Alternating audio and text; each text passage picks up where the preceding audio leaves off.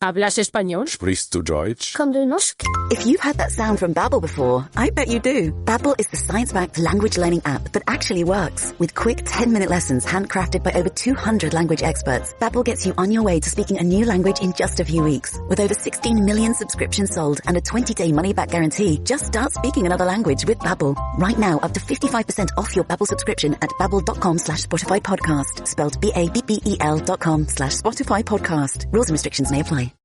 Professor Alan Dershowitz. We all work 7 days a week, including Alan Dershowitz. Happy Thanksgiving, Professor Dershowitz. Happy Thanksgiving to you. Just off to see my family members, having a nice dinner, but happy to be on and happy to complain about efforts to try to ruin the Thanksgiving Day parade by these radical anti-American extremists. Yeah, isn't it amazing? By the way, I want to give a shout out also to Mayor Eric Adams because he did a great job. They came and took him away. They came and took him away. I've heard that. By the way, I think we have that sound. We'll have to get that. We play that for Curtis because they're going to come take him away. Oh, they are? Okay, can we film it? But, it reveals the true intentions of these people who are complaining about Israel. Israel's just a surrogate. They're complaining about America. They're complaining about Western civilization. They're complaining about everything decent reflected in the Thanksgiving Day parade. They're complaining about Thanksgiving. I mean, they're people who just are complaining about everything American, and we have to stand in unity against them. Yeah, I worry because this is obviously the beginning of the big holiday season. And last year, remember, they did it at the Christmas event. They did it at the Rockefeller Christmas lighting. They did it in front of shopping. What does it have to do, these people, disrupting, young kids shopping, young kids trying to enjoy the parade? Do you think this is, unfortunately, maybe a sign of things to come? And then on the flip side, we're so happy that it's like the mayor just said, this is not going to happen this year. No nonsense. Well, I hope so. And, this is a time for celebrating the fact that there has been some kind of movement towards some kind of a ceasefire in Lebanon. Maybe it will extend to Gaza and Hamas. This is a time for encouraging peace. We're about to enter the season of peace. And why do they have to take it out on ordinary Americans who are trying to enjoy a family holiday and trying to be patriotic? And what they're doing is saying, no, we won't let you do that because we're complaining about one country in the world and we're going to take it out on all Americans. And we're just, I'm glad that the mayor is saying, no, enough's enough. We have a right to celebrate. Yeah, you have a right to protest, but pick your places and pick your times. And know what you're protesting about. They're calling for a ceasefire. There's been a ceasefire now. Only Hamas is stopping the ceasefire in Gaza. So complain against Hamas. Protest against them. Don't protest against Israel and against Americans who support Israel. Absolutely. Professor Dershowitz, I wonder also just how much of obviously quickly cracking down, thank goodness, today with these protesters. And I wonder just also the mood, obviously, because you've got Elise Stefanik coming in at the UN, and she was terrific against these colleges that had these horrible protests. I spoke to her recently about this and offered my help to her at the UN. I was involved with the UN as far back as 1967. I helped draft the 1967 resolution that brought an end to the Six-Day War, and I said I'd be happy to share with her my experience. And I'm happy to also, work with Mike Huckabee, who's the new ambassador to Israel. And I think there'll be very strong support by the Trump administration for all things American. And things American include support for America's strongest allies. Yeah. Isn't there a breath of fresh air? I would imagine also all the way from the Prime Minister. Prime Minister Netanyahu was one of the first ones. I bet he is saying happy days. Thank goodness Trump is coming in. Yeah, I've been working with the Israeli government. I was on the phone with them yesterday, dealing with the ICC. And, as you know, I put together this group of great lawyers, two former attorney generals of the United States, Mike Mukasey and Bill Barr, former Solicitor General, former head of the FBI, who many of you know, Louis Freeh.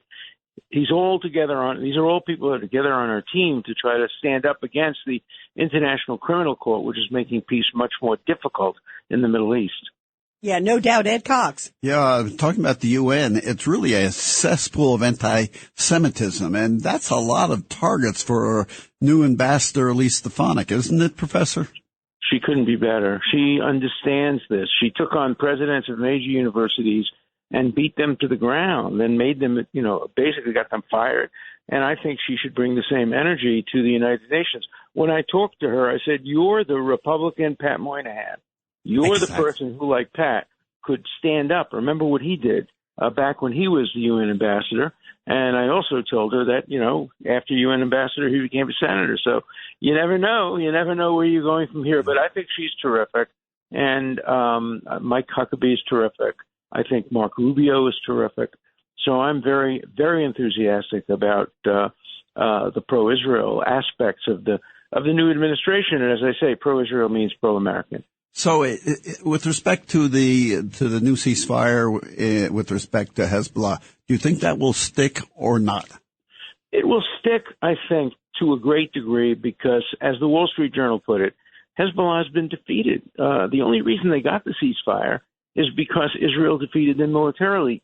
Peace through strength. That's what Ronald Reagan said. That's what Donald Trump will say. That's what I've been saying for years.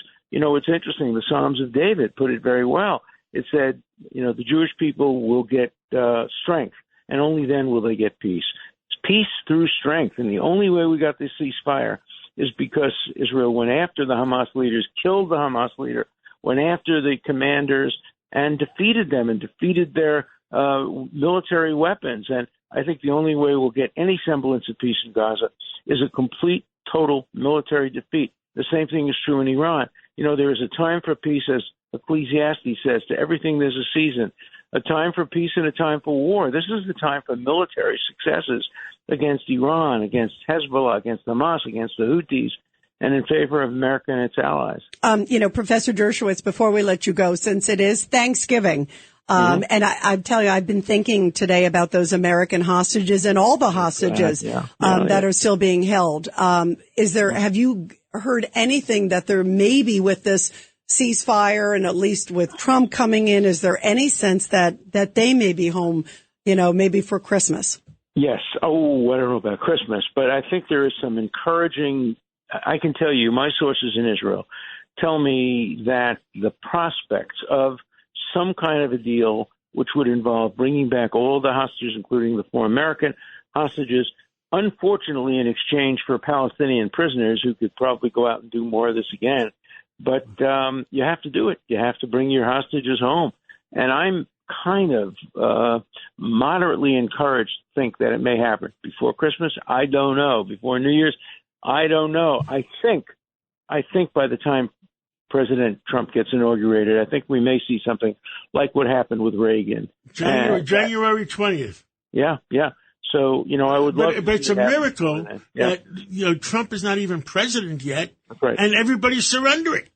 Well, there's no question. There's no doubt that Iran's failure to respond to the Israeli attack was completely due to Trump's presidency. If he had lost the election, I think we would have seen an attack from Iran. But we didn't see an attack from Iran. So, winning the presidency like Ronald Reagan did, even before he became president, he had an impact on freeing the hostages that were being held by the same people that are holding the world hostage today. The hostages came home the minute Ronald Reagan was inaugurated. That's right. Yeah.